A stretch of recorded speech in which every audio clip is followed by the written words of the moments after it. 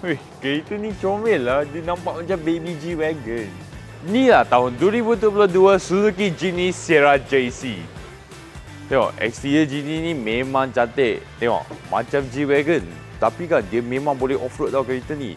Dan korang tahu tak, kereta ni boleh tukar body kit ke G-Wagon atau Defender tau.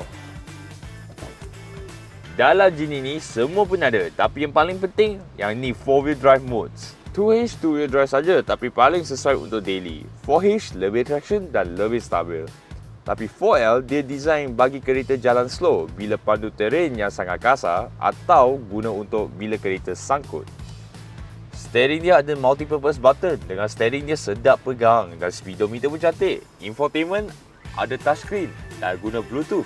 Dan tengok climate control dan banyak functional button. Tengok kerusi dia boleh lipat tau. Untuk extra storage. Dan tengok, design belakang dia memang cantik. Ada spare tayar lagi. So, kalau anda berminat dengan kereta ni, kontak je kita orang. Jangan takut. Setimas sentiasa emas.